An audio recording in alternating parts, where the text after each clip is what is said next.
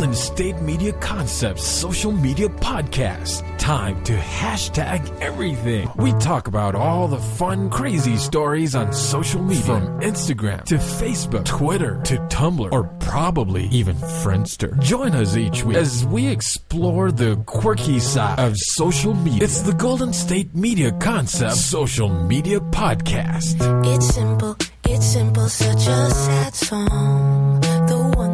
The one that we rely on to get us.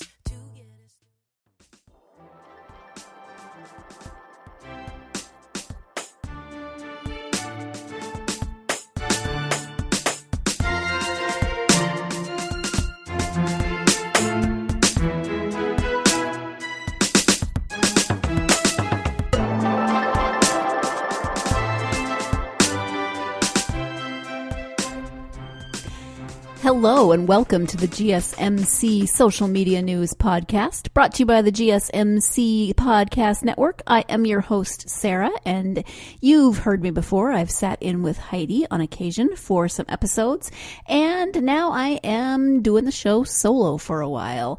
I hope it will be as much fun for you as it is for me to talk about social media news, what's going on in the world of social media. Sometimes it will be actual news, like things that social media platforms are developing or changes to social media. Sometimes it will be things that are trending, hashtags, etc. Sometimes it'll be quirky, sometimes it'll be more serious, just kind of the basic layout that we've been doing, but I hopefully will bring my own spin to it. As all hosts do, we all bring our own personalities to the shows, and if you listen to any of the other shows that I host, for instance, I host the book review podcast, then you'll know that I'm a bit of a nerd, a bit of a dork, but hopefully entertaining if you're, because, wow, now I just sound like I'm pandering. Please like me. Mostly I was just saying that I'm going to try to bring my own spin to the show, my own personality to the show, and hopefully you'll like it, but going to move on now. So we are going to talk about a few things this episode. And the first thing we'll talk about is Snapchat. And if you are familiar with Snapchat, then you know the Snapchat filters. I use them some. Mostly I just like to scroll through and see what Snapchat filters are available each day. I do have one friend and my husband that I will occasionally send pictures to. What I really like about Facebook is Snapchat, is when my nieces are around. I was home visiting my family about a month ago, and my 8-year-old and my 13-year-old niece kept stealing my phone, and then I would find Snapchat pictures and filters saved on my phone.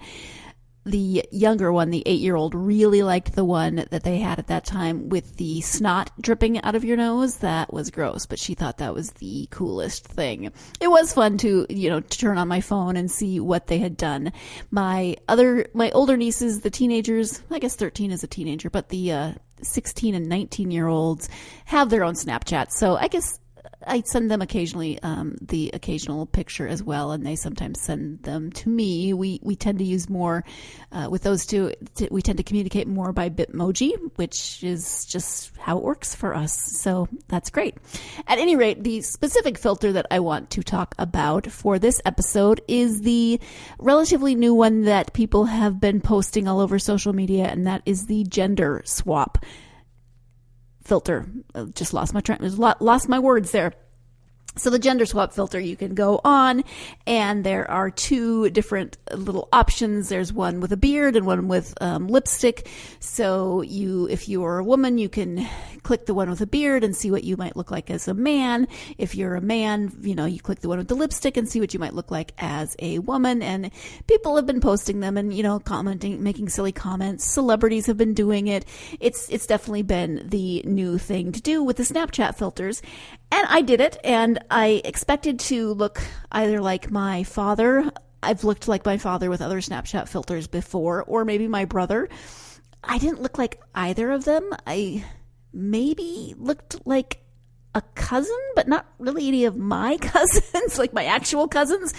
And I actually did the male one and the female one just to see what I'd look like as a woman, even though I already am. But I just figured, what the heck, I'm going to do that as well.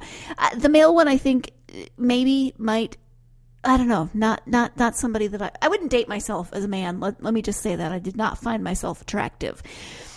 But there's also been some deeper comments about this new filter. It's a lot of fun and it's very silly and people go on and see what it is and, will I date myself, blah, blah, blah. But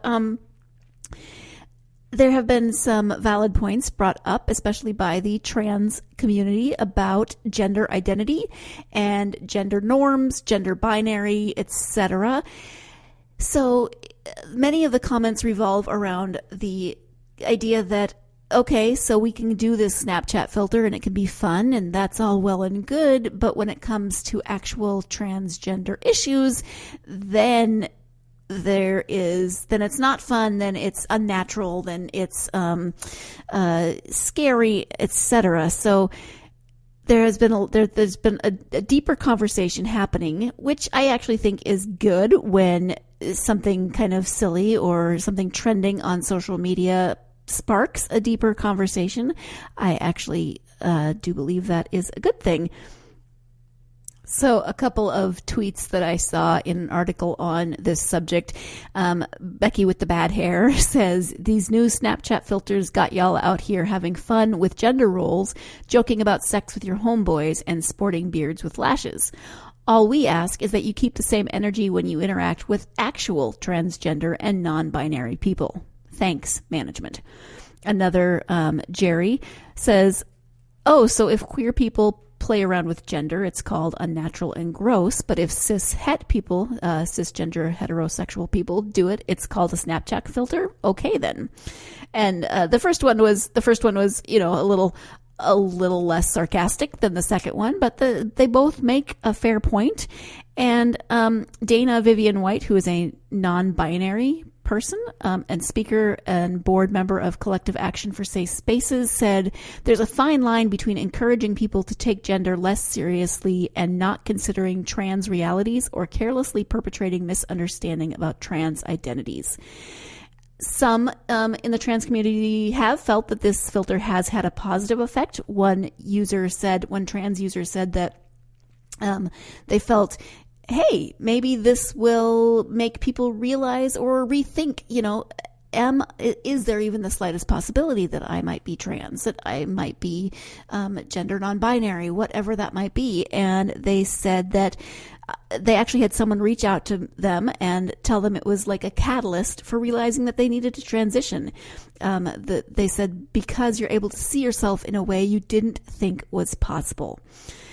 And yeah, that's really interesting. If you have an epiphany, something that might seem silly at first, but we need to remember that, yes, things can be silly and fun and entertaining, but we need to be conscious of when we are expressing our privilege or our heteronormativeness or what have you in ways that might not be healthy or helpful for other people. We just don't even sometimes think that what we are doing might cause harm. So this isn't to say don't have fun with Snapchat filters, don't have fun with social media, but if you can think deeper about the subject, more the better. And I really appreciate that these conversations are happening, that a Snapchat filter has gotten people talking. And yeah, one Natalie Wynn, who's a trans woman, said that she thinks the filter reveals an inherent joy and beauty to metamorphosis, and I think that's something that's appealing to people. This same joy and transformation, she says, must include people who actually go through that metamorphosis. So, unfortunately, the trans community still faces a lot of issues, a lot of discrimination, some scary, scary stuff. And if this Snapchat filter can cause a deeper understanding, a deeper conversation, that's great. But don't just, throw it out there, hey, haha, I changed my gender on a Snapchat filter, while demeaning those who really struggle with identity issues and gender issues. So it's fun. it's silly, but I really, really appreciate that there's this deeper conversation. And I'm wondering what it might have sparked for you. Have you tried it? What did you think of yourself as the opposite gender or the same gender? Like I said, I did it both ways for myself, and just to see what the picture would come up as. What did you think? And have you had any conversations that have sparked those deeper conversations? Has it made you think any differently about trans issues? We are going to take our first break of the podcast. When we come back, we'll be talking about something a little lighter. And yeah, we'll be talking a little bit about Game of Thrones. Don't worry, no spoilers. Stay tuned. You're listening to the GSMC Social Media News Podcast, and I will be right back. Always on the go, but the day just won't be one without your Hollywood fix. Let Golden State Media Concepts Entertainment Podcast take care of that. An all-inclusive look of pop culture.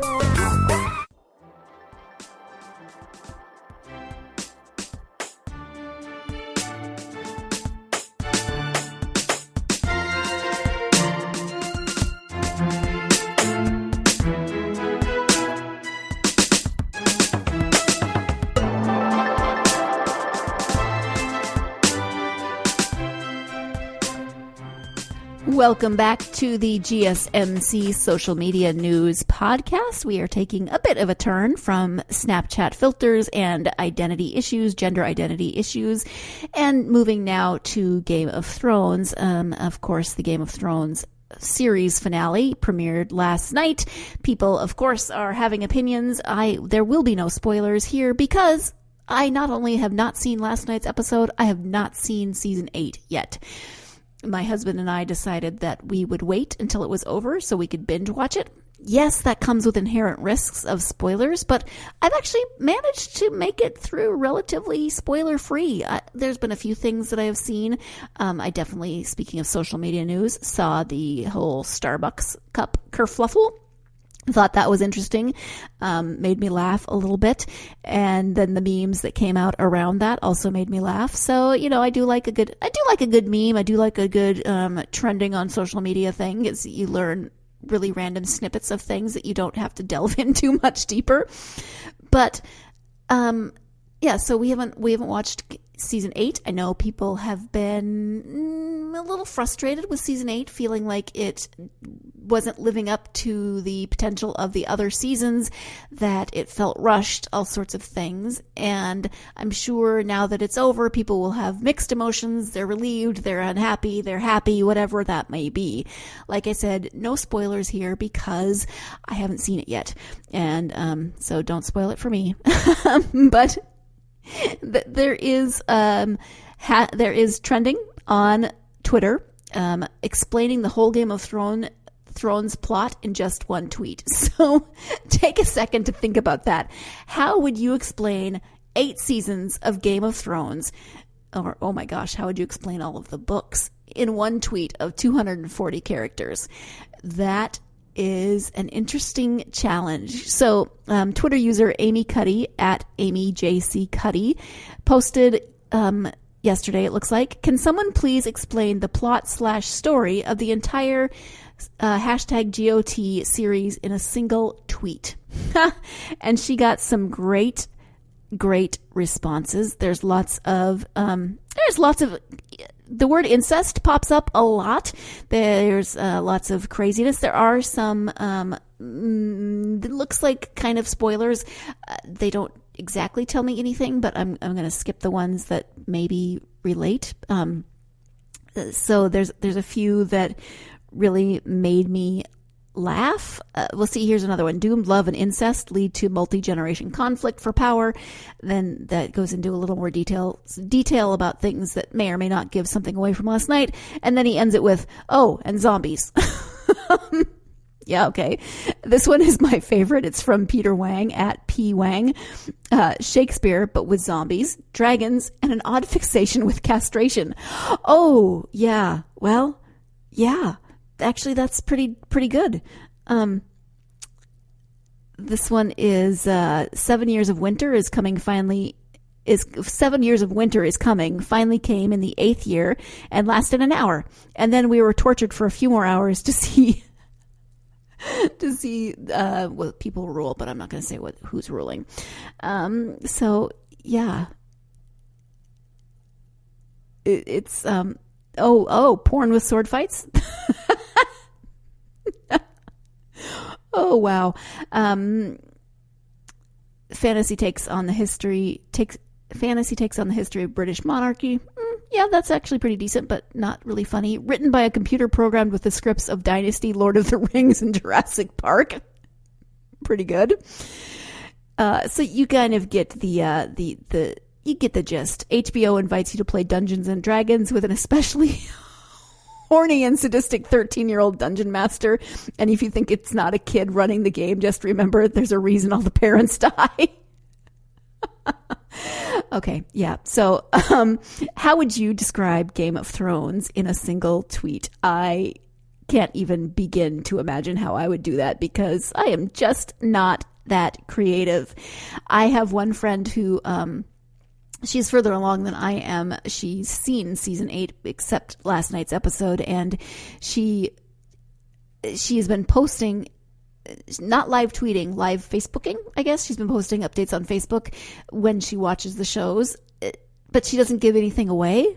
So that's good. So I read hers and have really no idea what she's talking about. But then last night, her husband was out of town. So she decided she was just going to, in the hour that she would normally be watching Game of Thrones with her husband, she was going to live Facebook it anyway and just make things up. So there was karaoke, there was a disco ball, there was, I can't remember all of the things that she came up with, but she was just throwing things out there that were absolutely ridiculous. And yet, you know, hey, she may watch the season finale or series finale and think, hey, I kind of nailed that one. Go me. One other thing that I saw trending on Twitter today was about Peter Dinklage, who plays Tyrion Lannister.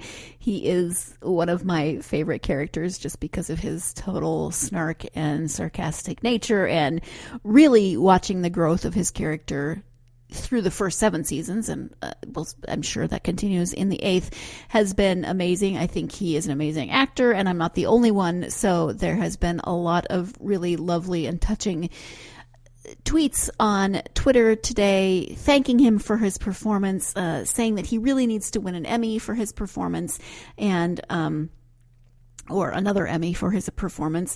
One guy said Peter Dinklage is greater than the entire cast of Lost, which that just seems a little snarky. But there's so many wonderfully kind and encouraging and supportive tweets that, you know, it's the internet can be an ugly place, and there can be a lot of trolls. So it's really nice when people are supportive and kind, and, well, obviously there's some snarkiness, but not directed at Peter Dinklage. It was directed at the cast of Lost, and maybe that's valid. But hey, I do appreciate that there are all of these lovely tweets, and I've just been kind of scrolling through them, scanning through them, trying not to read too much because I don't want to know too much again. And you're probably sitting there thinking, good Lord, woman, I've already watched it. You can spoil it for me. But if you are sitting there thinking, thank you, woman, for not spoiling this for me because I have not watched it, then, you know, you got to find that balance. Yeah, lots of really, really nice accolades for Peter Dinklage, and I would say well-deserved because I'd say he's my favorite. There's many other characters who are close seconds in terms of favorites, but for sheer humor, his character could always make me laugh, which is not something that happens much in Game of Thrones. You know, it's a lot more serious than some other shows that you might watch. It's a lot more graphic than some other shows you might watch, but he could always make me laugh. He could always, and even though he was kind of this funny, sarcastic, droll, sometimes a joke in himself, his character, he also was very deep, and he thought about things deeply, and sometimes he was drunk and thought about things deeply, but his character involvement has been really fascinating for me as a watcher to experience. And so I will add my accolades to everyone on Twitter and say Peter Dinklage is pretty awesome, and I really appreciated his portrayal of Tyrion Lannister throughout this series. So enough Game of Thrones without spoilers. Let's go ahead and take our second break of the podcast. And when we come back, we'll be turning to Facebook for some news. So stay tuned. You're listening to the GSMC Social Media News Podcast, and I will be right back. Tired of searching the vast jungle of podcasts? Now listen close and hear this out. There's a podcast network that covers just about everything that you've been searching. The Golden State Media Concepts Podcast Network is here. Nothing less than a podcast bliss with endless hours of podcast coverage. From news, sports, music, fashion, cooking, entertainment, fantasy, football, and so much more. So stop lurking around and go straight out to the Golden State Media Concepts Podcast Network. Guaranteed to fill that podcast itch. Whatever it may be. Visit us at www.gsmcpodcast.com. Follow us on Facebook and Twitter, and download us on iTunes, SoundCloud, and Google Play.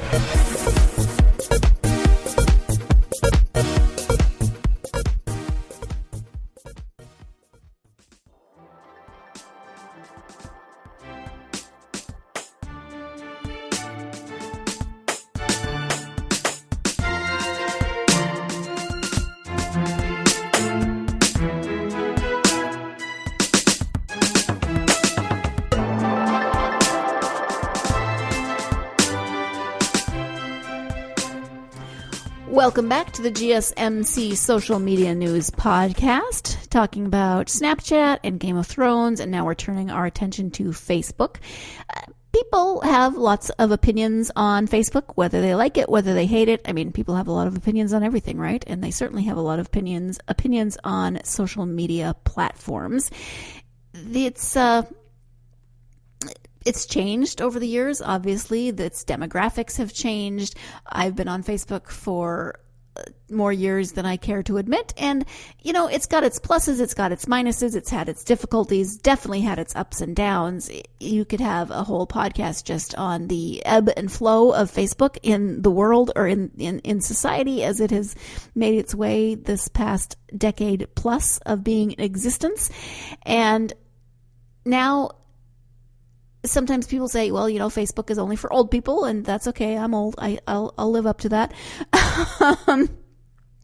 But one thing that I don't think of when I think of Facebook, when I do think of Facebook, I think of algorithms and frustrations and privacy breaches and, friend requests and following people and Facebook stalking and Facebook vague booking, et cetera, et cetera. What I don't think about when I think about Facebook is robots. And I'm wondering if that's something that comes to mind when you think about Facebook, because Facebook is delving into the world of AI, and I just never really thought about that. So in a recent article on The Verge, I saw that Facebook is experimenting with robots to push its AI research forward. But don't expect, it says, to see any Facebook robots on sale. Well, darn. If you've listened to me on the podcast before, especially when I was on with Stacy on some of the other podcasts, one of our other show hosts, I'm always joking that AI is going to kill us. There's 8 billion movies out there where the AI becomes sentient and tries to take over the world or tries to kill people. One of my favorite Simpsons episodes is when they get a smart house or they install something that makes the house smart, and the house is voiced by Pierce Brosnan, and then the house falls in love with Marge and tries to kill Homer. It's silly, but there's so many futuristic sci-fi shows that have AI playing a part. There's episodes of Black Mirror that have that, where, AI is taking over, and it's obviously so much smarter and more adaptable than we are, and then it tries to kill us. At any rate, this is not an article about Facebook making robots to kill us. I kind of got off subject there, but I do joke about this. So Facebook Artificial Intelligence Research Lab, FAIR. It's not uncommon for big tech companies to experiment with AI, to experiment with robotics, to experiment with technology, etc. The great thing about robotics, Facebook's Antoine Bordas, co-managing director of the company's artificial intelligence research lab, says, the great thing about robotics is that it takes place in real time in the real world. Which is hilarious because I don't think of it's research and it's being done in real time in the real world, but it makes me think of sci-fi. So he says that the research is wide ranging. Facebook has shared details about a trio of papers. The first involves getting a 6-legged robot to teach itself how to walk through trial and error. The second is about leveraging curiosity to help robots learn faster, so they can kill us faster. And the third is about using a sense of touch to help a robot achieve simple tasks like rolling a ball. Now, obviously, people are doing this. People and companies, etc. There are others who are doing this. Isn't exactly breakthrough research per se. They're being addressed elsewhere, but it is notable that FAIR, Facebook's AI research lab, is pursuing this line of work. The company's chief AI scientist, Jan LeCun, told Bloomberg that FAIR has a duty to see around corners and be prepared for future products and services, including robots. He says you've got to start early. It's not just something you can jump into when it picks up. Makes sense.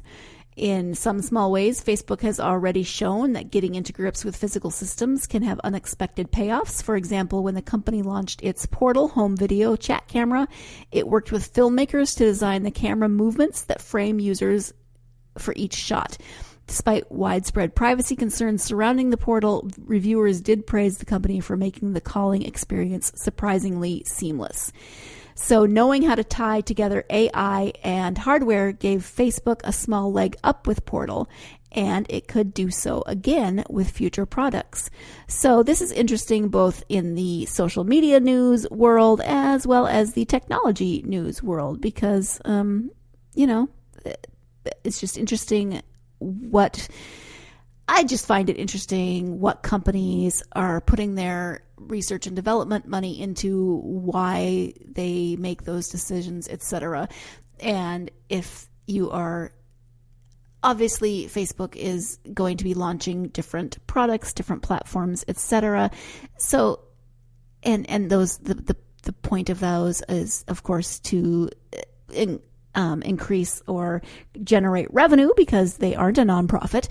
But it's interesting to see how they go about this research in order to implement new platforms and how they then can work.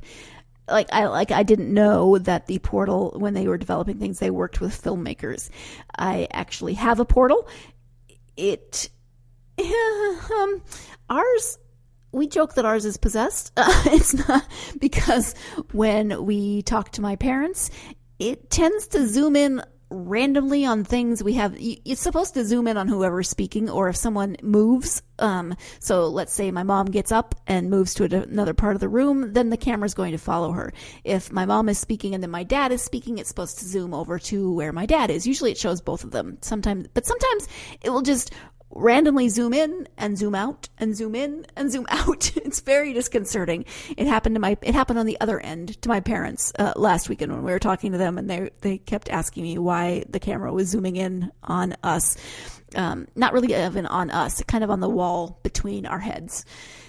Maybe the wall between our heads had something really deep and profound to say. I don't know. But technology, it's great when it works. It's frustrating when it doesn't, but it's always, to me at least, fascinating to see where it's going, what is being developed, how it is being implemented in terms of, in this case, social media platforms, or what is a social media platform going to do in terms of implementing AI, and how is that going to affect their platform, etc. So I am not a technology person per se in terms of reading what the future is going to do with technology or figuring out how all of this is going to impact whatever. But I do find it interesting to just kind of see how things are developing, where they're going. And, then in 10 years, I can look back and be like, oh, hey, I remember when they announced that they were working with artificial intelligence, and now they're doing X, Y, and Z. Cool. I think it's time to wrap this episode of the GSMC Social Media News podcast up. I hope that you have had an enjoyable experience. I hope you're having a great week. And remember, if you've seen Game of Thrones, don't spoil it for those who haven't. Thanks, and join us next time. You've been listening to the Golden State Media Concepts Social Media Podcast, part of the Golden State Media Concepts Podcast Network. You can find this show and others like it at www.gsmcpodcast.com. Download our podcast on iTunes, Stitcher, SoundCloud, and Google Play. Just type in GSMC to find all the shows from the Golden State Media Concepts Podcast Network, from movies to music, from sports to entertainment, and even weird news. You can also follow us on Twitter and on Facebook. Thank you, and we hope you have enjoyed today's program.